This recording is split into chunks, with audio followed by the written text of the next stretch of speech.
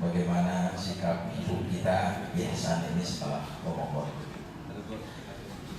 Di dalam tulisan yang saya buat, saya harus bangga dengan tulisan saya, karena kalau tidak ada bangga siapa lagi. Di dalam beberapa kitab yang saya kutip Bapak Ibu, ihsan itu beda dengan hasan. Ada hasan, ada ihsan. Kalau hasan itu baik, tapi kalau ihsan terbaik. Makanya hasan baik, tapi kalau ihsan itu dari kata ahsana yuhsinu ihsana. Itu isim tafdhil, terbaik. Kalau hasan itu baik biasa, tapi kalau ahsan terbaik. Jadi kalau bekerja dengan ihsan itu berarti bekerja dengan sesuatu yang terbaik. Sepengetahuan saya di dalam Al-Quran, kata ihsan oleh Allah disebut 12 kali. Nanti Bapak Ibu yang tidak percaya lihat aja. Ya. Lain lagi dengan derivasinya seperti hasan, muhsin, itu lebih banyak lagi. Ihsan itu secara bahasa artinya fi'lu ma huwa khairul lil akhiri fadlan wa mahabbatan. Sebuah perbuatan yang terbaik kita berikan untuk orang lain, ya, dengan penuh memuliakan orang itu dan penuh cinta kepada orang itu. Jadi kalau kita berbuat ihsan kepada orang lain, kita harus memiliki perbuatan yang terbaik untuk orang itu dengan penuh kecintaan. Jadi kalau kita berbuat ihsan kepada istri kita, kita berikan yang terbaik untuk istri kita dengan penuh memuliakan istri kita dan penuh cinta. Kalau kita berbuat ihsan kepada pekerjaan kita, berarti pekerjaan kita berikan yang terbaik dengan memuliakan pekerjaan kita dan penuh cinta. Itu ihsan. Nah, jangan jauh-jauh kalau kita berbuat baik. Karena berbuat baik itu ada 3. Berbuat baik kepada diri sendiri, berbuat baik kepada orang lain, dan paling asasi berbuat baik kepada Allah. Nah sekarang jangan bicara berbuat baik kepada diri, sudah pasti kita ingin penampilan yang terbaik buat diri kita. Setuju Bapak ya? Sebab tidak ada orang yang ingin berpenampilan buruk. Makanya kenapa ada seorang sahabat disuruh istirahat oleh Rasulullah, karena untuk perbuatan baik, wali badani ka'alaika haqqul badani ada hak. Jadi kalau tiba-tiba saya pakai Mercy, Bapak jangan aneh. Itu saya sedang memberikan yang terbaik buat diri saya. Jangan aneh ya. Sedang pesan Pak. Jangan aneh. Pesan dalam mimpi, karena bangunlah hidup itu dengan mimpi-mimpikannya. Apalagi orang Sunda itu malam aja pekerjaan luar biasa. Bapak itu siang malam itu luar biasa. Jadi orang Sunda, makanya kenapa orang Sunda jarang yang sukses, karena pekerjaannya malam. Mohon maaf semua orang, saya juga asli Sunda. Ya. Berikan yang terbaik buat kita. Itu berbuat baik ke orang lain itu yang agak susah. Setuju kan? Kalau kita berbuat baik kepada pekerjaan itu sih ada hubungan konvensional. Makanya kalau kita berbuat baik kepada orang lain, jangan konvensional. Berbuat baiklah kepada orang yang tidak pernah berbuat baik kepada kita. Senyumlah kepada orang yang tidak pernah senyum kepada kita. Itu luar biasa Bapak. Jangan jauh-jauh Bapak Ibu. Kita tanya istri kita.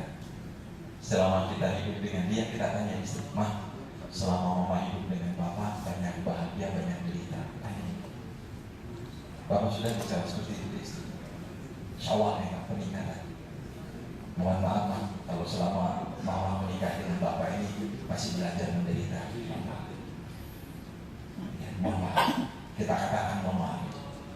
Nah, ketika kita berbuat baik kepada jatuh istri, terus anak, orang di sekeliling kita.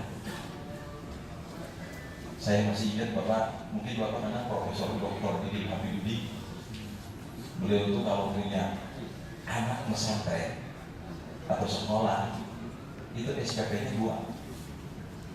Jadi kalau harga SPP katakan 500.000, ya berapa juta? Itu Prof Didi, Kiai, calon presiden dulu itu kan dulu. Jadi sampai cuma jadi calon presiden. Tahun berapa itu? 2098 kalau tidak salah. Beliau itu kalau menyalurkan anak SPP-nya 500.000 umpamanya, dia bayar 1 juta. Kenapa? Yang 500.000 itu untuk SPP, yang 500.000 itu untuk ustaz. Kenapa ustaz dikasih uang? Ustaz itu kan usaha tanpa duit. Kalau orang Sunda bilangnya ustaz itu usaha para anak deres. Ya mohon maaf, saya ustaz. Ya, Ustaz Didi bilang, Ustaz Didi, kiai yang lain bilang, ustaz itu tidak punya apa namanya itu asuransi yang menggantinya Allah. Ustaz itu nggak digaji, digajinya oleh Allah. Makanya Pak Didi itu yang 500.000 untuk SPP anaknya, 500.000 untuk kesejahteraan para ustaz. Bapak sudah begitu, jangan percaya. Ya. Ustaz di mana Bapak tidak? Setuju? Anak Bapak pernah belajar baca Quran. Anak kita dikasih ilmu untuk masuk ke akhirat oleh Ustaz itu. Sudahkah Ustaz itu diberikan kebaikan oleh kita? Ustaz itu sering imamin sholat di masjid-masjid kita. Setuju tidak? Bapak bertanya nggak ke Ustaz itu? Ustaz, THR-nya berapa? Tanya. Pernah nggak Bapak nanya sama Ustaz kita mungkin? Belum. Nanya aja dulu, apalagi ngasih uang.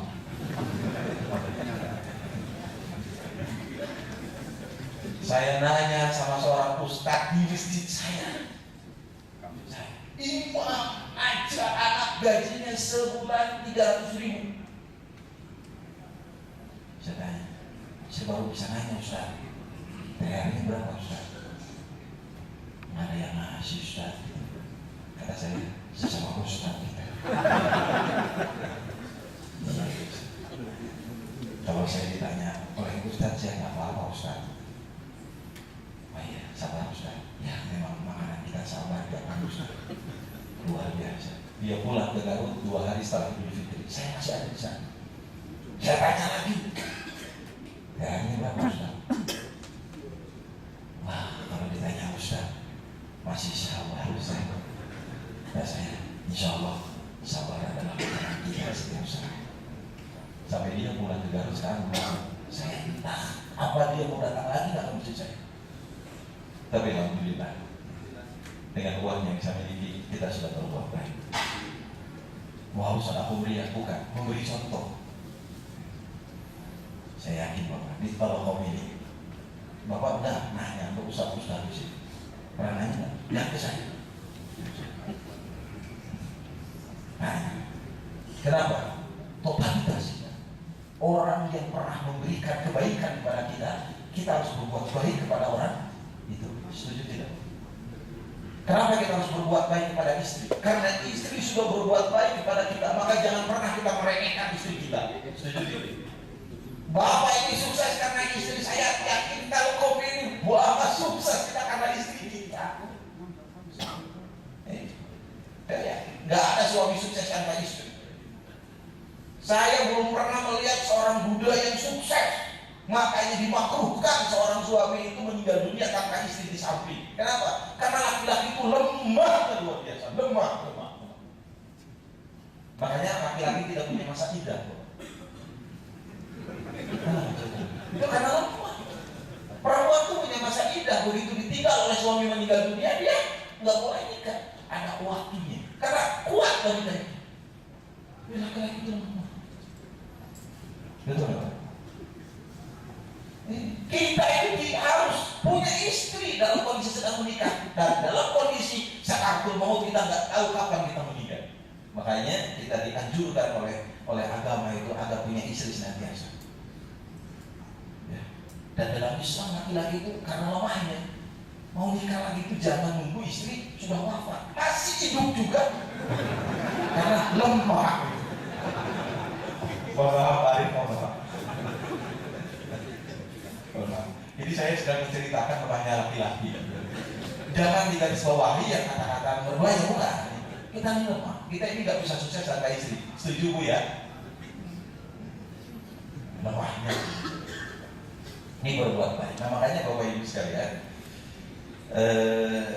kalau ulama tasawuf mengartikan ikhlas itu, Syekh Abu Abdurrahman As-Silmi itu mengatakan al-ihsan al-istiqamatu ilal maut. Jadi dengan ihsan itu adalah istiqamah sampai kita meninggal dunia. Itu disebut ihsan. Bayangin coba Bapak. Dan ihsan, Allah menganjurkan kita ihsan. Di dalam surat An-Nahl ayat 90 Allah mengatakan Innallaha ya'muru bil adli wal ihsan. Allah menyuruh untuk berbuat adil dan ihsan. Bahkan di dalam hadis Bapak Ibu luar biasa.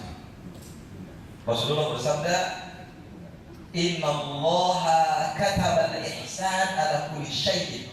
Sesungguhnya Allah mewajibkan ihsan atas segala sesuatu. Fa idza qataltum fa ahsinul qitlah. Ketika kamu membunuh, bunuhlah dengan cara ihsan. Bayangin coba, ketika kita membunuh pun maksudnya perang, harus dengan ihsan. Makanya ketika ada seorang yang mau dibunuh oleh Sayyidina Ali ketika perang, kemudian dia meludah muka Sayyidina Ali berhenti. Orang itu bilang, kenapa kau tidak membunuh aku? Tadi aku berperang karena Allah, tapi begitu kamu meludahi mukaku, aku bukan karena Allah lagi, karena nafsu. Bisa jadi aku tidak bisa membunuhmu. Luar biasa. Kebayang balik Bapak, ketika kita mau perang Pak, diludahi, kata kita sekali ya.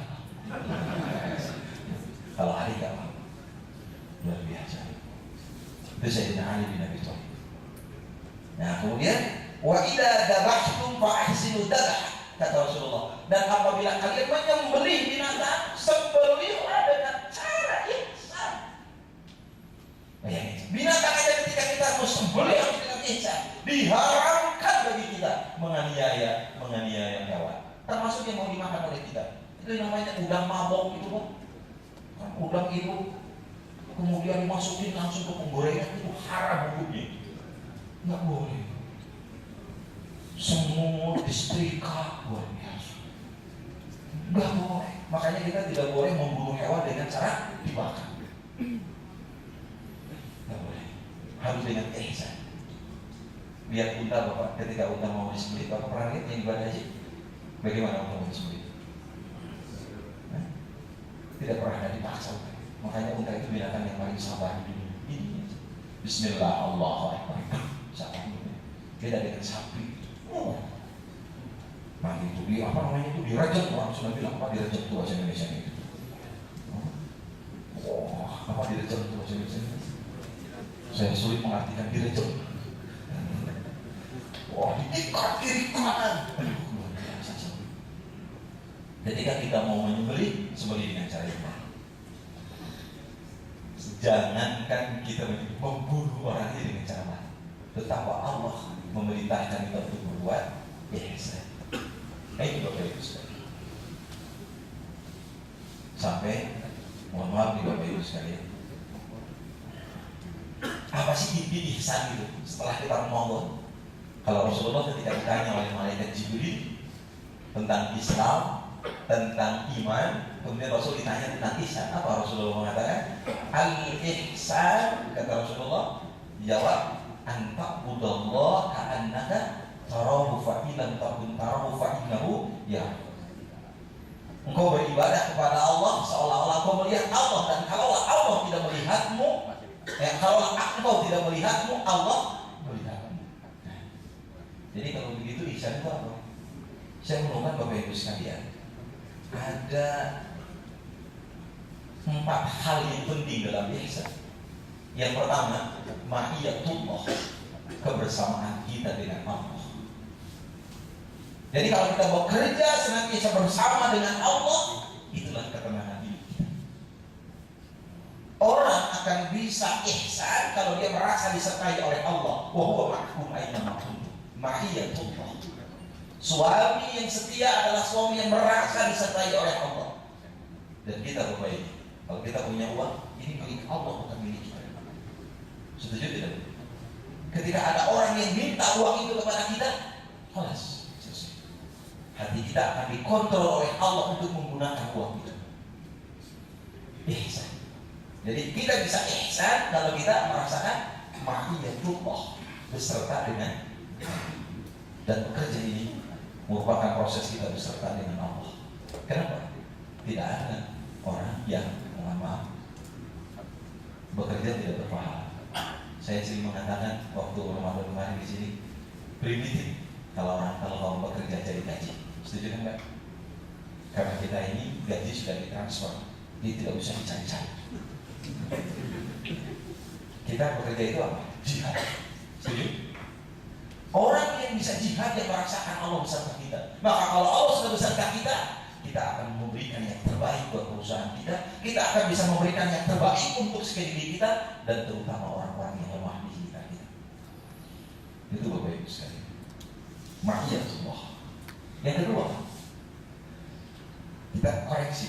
Setelah Ramadan, apakah sudah ada ma'iyatullah? Saat Ramadan kita luar biasa Bapak. Mau ngomong sedikit aja susah banget. Kenapa? Takut batal bos. Sampai dia bilang, nanti gosipnya habis buka aja. Luar biasa. Karena dia takut bahwa saat puasa itu takut membatalkan. Padahal ternyata saat malam pun kita sedang melakukan puasa.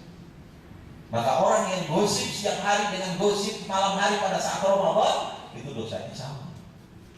Dan orang yang gosip setelah Ramadan, itu dosanya lebih besar daripada Ramadan, karena dia pernah Ramadan. Setuju tidak? Itu istihad saya. Kan orang yang salah, dia tidak tahu kalau dia berbuat salah, maka kesalahannya itu tidak menghambat. Tapi kalau orang berbuat salah karena dia tahu kesalahan itu salah, dosanya lebih berat. Orang yang pernah di-training melakukan keimanan pada bulan Ramadan, kemudian dia berbuat salah, dosanya lebih besar daripada orang yang tidak di-training pada bulan Ramadan. Makanya ustaz dosanya lebih berat daripada orang biasa. Itu Bapak, saya baca itu. Dosa yang dilakukan oleh orang yang mengerti itu lebih besar dosanya daripada orang yang melakukan dosa dan orang itu tidak mengerti. Maka jangan pernah kita mengerti agar dosa kita tidak pernah dosa. Luar biasa. Itu yang salah itu. Makanya kalau sedang ma'iyatullah kita enak gitu ya. Kita mau ngomongin orang, Allah beserta kita. Kita mau fitnah orang, Allah beserta kita. Yang kedua Bapak Ibu, yang ada di dalam ihsan itu adalah al-jiddiyah, kesungguhan. Selain ada ma'iyatullah, yang kedua itu apa? Al-jiddiyah, kesungguhan kita. Kalau kita sudah al-jiddiyah, memiliki kesungguhan, yakin.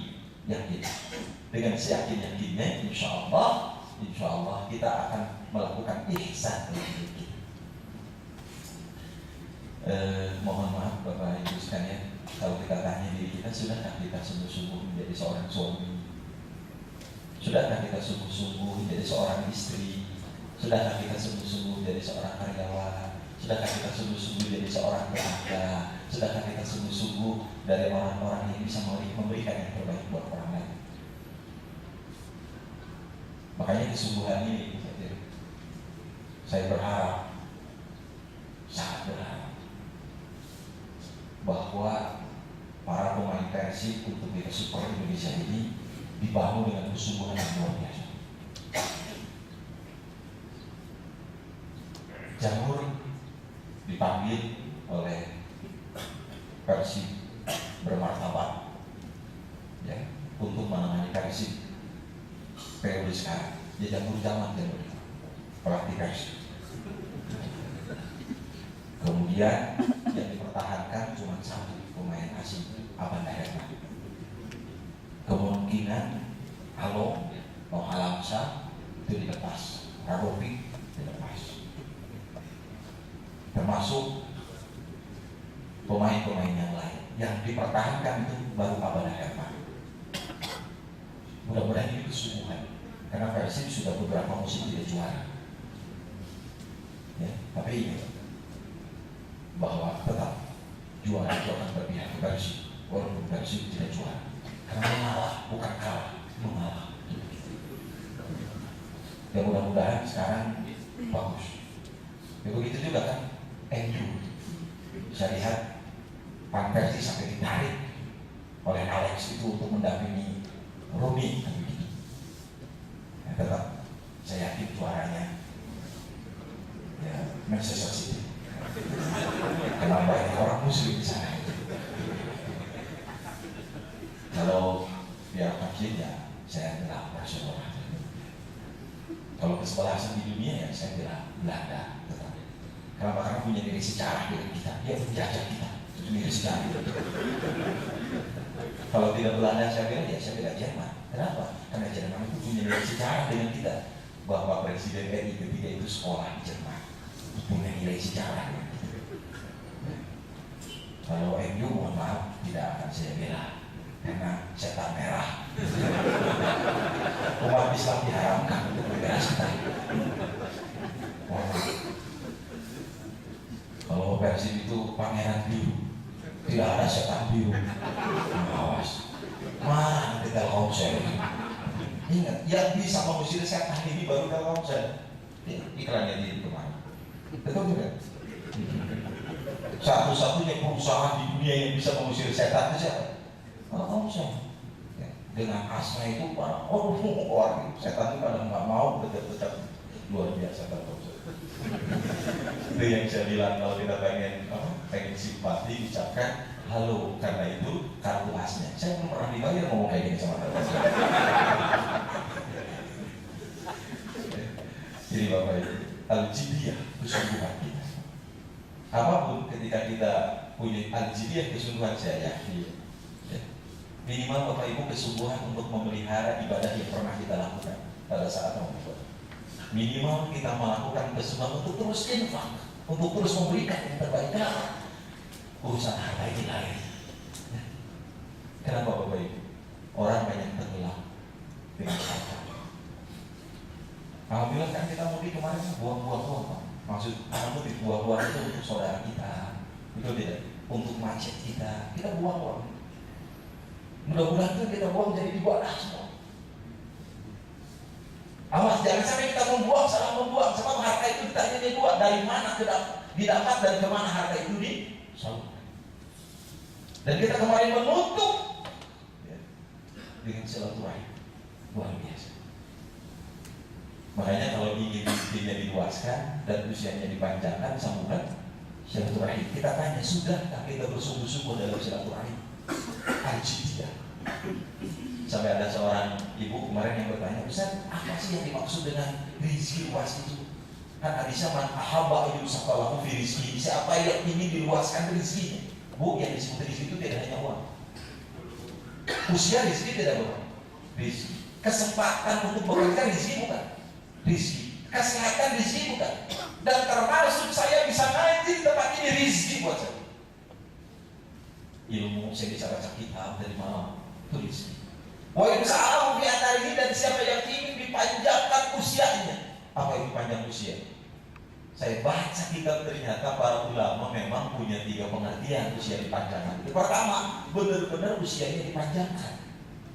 Jadi orang yang menyambungin silaturahim benar-benar usianya bisa dipanjangkan.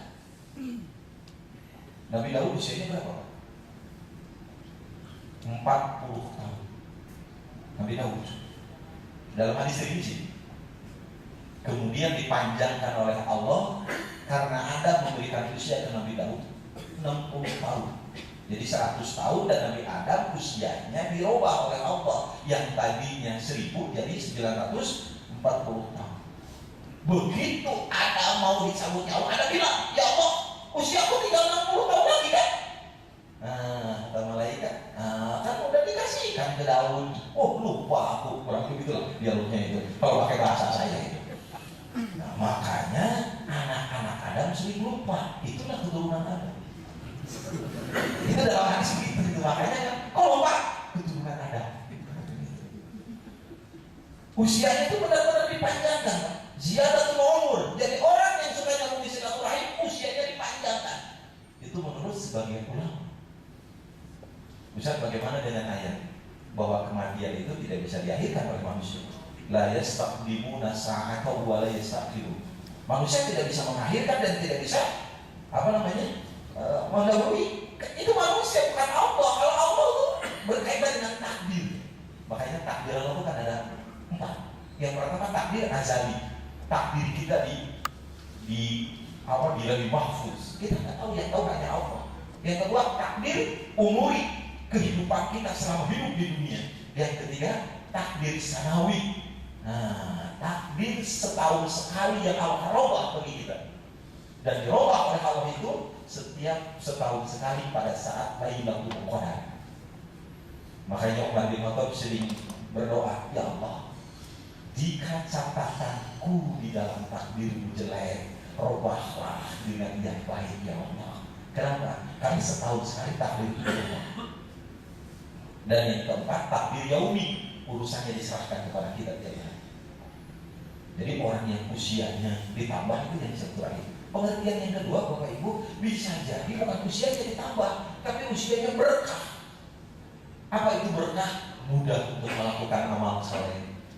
Usianya dipakai untuk berbuat baik, usianya dipakai untuk kebaikan-kebaikan. Dan yang ketiga, benar-benar dia meninggal dunia, tapi usianya dikenang orang jadi panjang. Ini disebut dengan asar. Ya, asar itu bekas hidup dia diingat terus oleh orang. Nah, menurut saya tiga-tiganya pas untuk diterjemahkan, dan tiga-tiganya maaf ditafsiri dengan benar oleh para ulama. Oleh karena itu sekali lagi kita tanya, sudahkah kita sungguh-sungguh dalam silaturahim dan seterusnya? Kemudian Bapak Ibu sekalian, yang nomor 3, kita bisa ihsan, berbuat baik dengan memberi yang terbaik kalau kita melakukan ar-riqabah, merasa diawasi oleh Allah. Ar-riqabah, diawasi. Kalau yang pertama ma'iyatullah, beserta Allah. Yang kedua al-jiddiyah, kesungguhan. Yang ketiga ar-riqabah, diawasi oleh Allah. Nah, ini pengawasan itu. Makanya di Telkom saya kira sudah ada waskat gitu ya, pengawasan malaikat. Kalau pengawasan malaikat berapa itu pengawasan malaikat, karena kita diawasi oleh malaikat raqib dan atid. Yang terakhir adalah al-amal lillah. Dan orang yang ihsan itu dia beramal karena Allah. Apapun yang dia lakukan hanya untuk Allah Subhanahu wa ta'ala. Mari kita tanya Bapak Ibu sekalian, sudahkah kita mempertahankan ihsan kita setelah Ramadan ini? Makanya di dalam salah satu ungkapan para ulama, Bapak Ibu sekalian, ada yang mengatakan katanya bahwa ihsan itu, kata Syekh Akbar Ibnu Arabi, ihsan itu katanya seperti ruh di dalam jasad. Kalau ruh itu hilang, jasad itu tidak bisa berdiri lagi. Makanya kalau kita dalam hidup di dunia ini tidak ada ihsan, ibadah kita, perbuatan bagi kita itu tidak dimaknai ada. Oleh karena itu mudah-mudahan setelah Ramadan ini kita bisa mempertahankan ihsan kita. Bagaimana kebaikan kita pada bulan Ramadan dan perbuatan baik kita pada bulan Ramadan bisa dipertahankan. Rasulullah SAW memberikan contoh kepada kita, Bapak Ibu sekalian. Kalau Rasulullah memberikan makan kepada orang fakir miskin sehari berapa? Yang saya baca dalam hadis, Rasulullah itu memberikan makan setiap hari 40 orang fakir miskin. Luar biasa. Kalau ada anak yatim yang nangis oleh Rasul ditanya, "Dek, kenapa kamu nangis?" "Ya Rasulullah, ayah saya meninggal dunia. Tidak ada lagi orang yang membantu dan memberikan kebaikan bagi saya. Hidup saya tergantung ayah saya." Kata Rasulullah, "Mulai hari ini seluruh keperluan hidupmu aku yang menanggungnya." Bapak datang ke Unisba, di pojok kampus ada mahasiswi semester 7 yang menangis. Kenapa dia menangis? "Ayah saya meninggal dunia." Kata kita, mulai hari ini keperluan Om yang menanggung. Istri kita bersyukur kepada Allah karena punya suami yang sangat baik kepada orang. Setuju?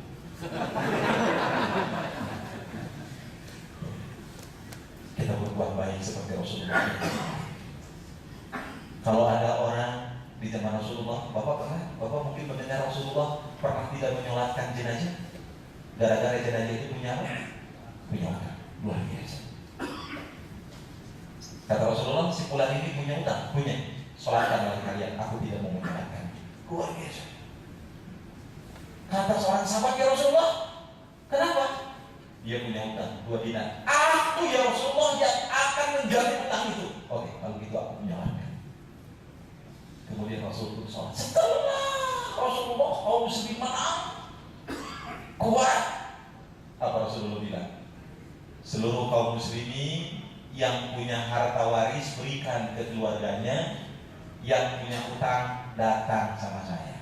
Aku yang akan melunasi utang itu, kata Rasulullah.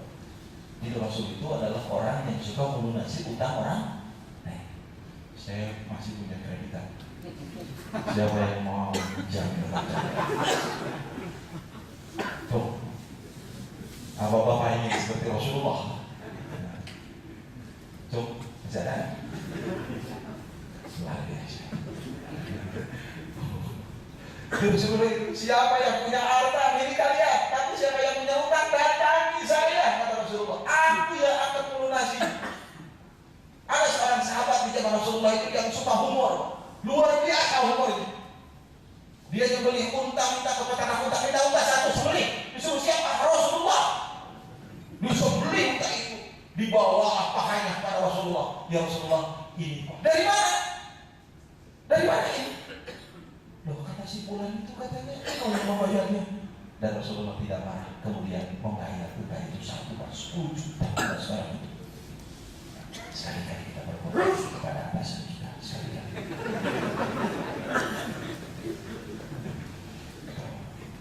Dibayar sama anak, marah tidak kira-kira? Dipanggil, apa-apa? Harus seperti Rasulullah. Lebih dari ini aku akan menyiapkannya lagi. Luar biasa. Itu setuju? Itu Rasulullah. Kenapa? Jangan-jangan orang itu memang yang menyiapkan pahala buat kita. Luar biasa. Saya belajar Pak, ternyata Pak, mohon maaf, ini dompet Pak. Ternyata memang saya baru sadar bahwa uang di dompet ini belum tentu milik saya. Setuju? Istri sudah saya kasih uang, ternyata masih minta lagi. Luar biasa. Saya baru dapat uang, sudah saya ceritakan. Dapat uang saya besar sekali menurut saya. 3 tahun yang lalu si uang ini luar biasa. Pak Ustadz, kata Pak Haji, saya dapat rezeki. Mudah-mudahan Pak Ustadz bisa memanfaatkannya. Amin Pak Haji. Tolong, saya simpan. Udah begitu, belum lama saya ditelepon oleh kawan saya. Ustadz, ya mau buka bersama Ustadz dengan anak yatim kita itu. Aduh, saya kebetulan ada ceramah di Bangku Kopi. Terus nggak datang. Kata saya, di mana bukanya? Di Pondok Ustaz. Luar biasa.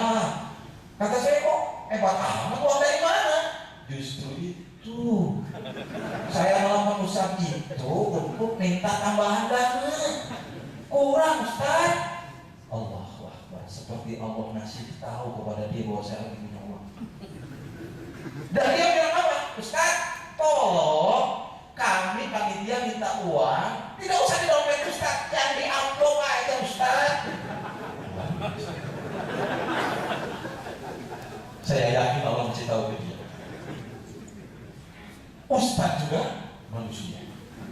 Rada pusing menghadapi seperti itu. Saya cukup. Ya Allah. Tiba-tiba mau lagi Ustaz bersama Ustaz. Ustaz, sama saya. Udah ada senior. Gimana? Atau mau sana? Karena mau ceramah. Waduh, ini gimana nih panitia ini? Katanya udah kurang dana. Atau mau kasih nggak? Allah, 2 orang yang ini aja nih. Ini anak baru punya amplop ini, nggak tahu isinya berapa. Tolong jangan diberitahu kepada aneh bahwa ini uang isinya berapa. Takut pingsan. Ustaz juga manusia. Sampai detik ini saya tidak pernah tahu bahwa uang itu berapa. Dan saya tidak pernah laporan ke istri, aku tidak ikhlas. Karena yang melarang manusia itu sendiri. Cerita kedua Bapak, mari kita tanya, sudahkah kita bersungguh-sungguh? Waktu saya ada di Masjid Nabawi, Bapak Ibu yang pernah haji, untuk mohon maaf di Masjid Nabawi, pernahkah Bapak baca Quran kemudian ada orang yang mengganggu kita? Tidak ada kan? Pasti setiap orang yang sedang baca Quran, tidak ada orang Arab di tanah suci yang berani mengganggunya. Saya lagi baca Quran, Bapak begini, lihat tenang, tiba-tiba ada tangan yang besar menghalangi Quran yang saya baca.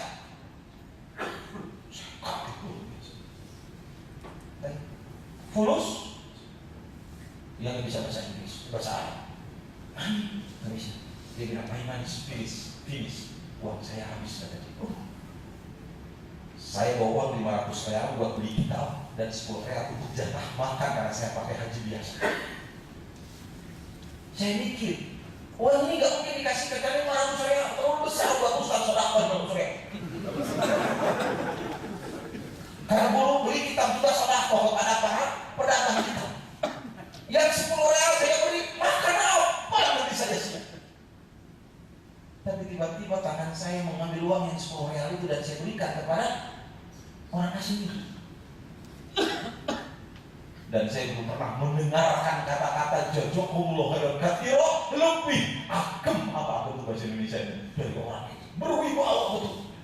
Jazakumullah khairan katsira. Luar biasa. Saya kaget sampai merinding. Saya kemudian tertunduk, kemudian saya buka lagi baca Quran nanti. Belum ada 3 menit saya orang itu udah nggak ada. Ya Allah, jangan dengan malaikat. Itulah husnuzonnya Ustaz kepada orang. Bisa ada malaikat terus. Allahu Akbar. Kemudian saya sholat sampai berdiri, takut. Kemudian habis sholat dulu, saya langsung, belum ada HP saat itu, saya langsung lari ke kabin. Saya kabin telepon, saya telepon ke istri. Nih, lagi di rumah ya? Iya kan, ini lagi dari rumah telepon katanya. Terus sampai salah ngomong saya. Nih, ada kejadian aneh. Tadi itu ada orang yang minta uang, terus dilihat orang itu sudah nggak ada. Dikasih uangnya, dikasih. Alhamdulillah, udah cukup dikasih. Terus gimana? Terus ya bila dikasih, saya telepon panjang Bapak, panjang banget telepon. Padahal saya nggak bawa uang, soalnya 500 real dan 10 real. Beres telepon, hampir 100 lebih. Ya Allah, nggak nyadar Pak, saya ngambil uang dari saku ini, saya baik. Saya keluar, saya kaget tuh. Tadi uang di sini, uang di sini. Saya ambil yang 500 real, masih ada buat beli kita. Ini yang 10 real, ini 10 real di sini. Ini yang 100 real, bahkan ada tuh beberapa ratus. Jadi uang siapa ya Allah? Saya tambah lagi Bapak. Saya lari lagi ke kamar. Saya tanya jemaah, Bapak jangan dulu makan siang nih, kata saya. Siapa yang salah nyimpen uang di saku saya? Siapa yang salah? Ustaz, manusia itu tidak ada yang pernah salah nyimpen uang. Yang banyak salah itu ngambil uang, Ustaz. Banyak salah tuh ngambil uang. Korupsi itu salah ngambil uang, Ustaz, katanya itu. Allah Akbar. Saya bergetar. Kata jemaah itu, Ustaz, ada seorang yang bilang, manfaatkan oleh Ustaz. Ini uang di tanah suci. Kalau Ustaz nggak berani ngambil, berarti ada orang yang nyimpen. Nanti kalau ada orang yang nagih, bayar sama Ustaz. Saya berdoa mudah-mudahan nggak ada yang nagih sama Ustaz. Saya beli kitab uang itu. Karena nggak ada yang ngaku, udah disimpan 2 hari. Harusnya 3 bulan kan? Saya simpan 2 hari dulu gitu, karena di tanah suci. Saya menunggu orang sampai sekarang nggak ada yang minta. Pulang dari tanah suci, saya belum punya mobil saat itu Pak. Langsung saya beli mobil, namanya mobil Espas, eksekutif pas-pasan. Mobil saya sama Pak Istopia gitu. Saya kelas dulu jawab Pak Istopia masih di GBA gitu. Hanya Pak Istopia pindah ke Taman karena GBA itu katanya apa, gaya banjir aja. Bukan Pak, GBA itu gempa bumi aman. Saya beli mobil itu. Ketika saya beli mobil, ingat Pak, ya Allah, dulu saya infak 10 Korea dapat mobil Espas. Ya Allah, kenapa tidak 500 real? Mungkin saya dapat Mercy, ya Allah. Saya dapat belajar yang penting, Pak. Ternyata memang berbuat baik senantiasa harus kita berikan. Mari kita tanya orang-orang di sekeliling kita yang paling dekat dengan kita, kamu bahagia nggak sama saya? Itulah sih berbuat baik. Sudah jam 1 pulang, mudah-mudahan Allah memberikan yang terbaik buat kita semua. Dan mudah-mudahan jadi ibadah Ramadan kita diterima, dan pada Syawal ini kita meningkat, kita bisa berbuat baik. Subhanallahumma wa bihamdika, asyhadu an la ilaha illa anta, astaghfiruka wa atubu ilaik.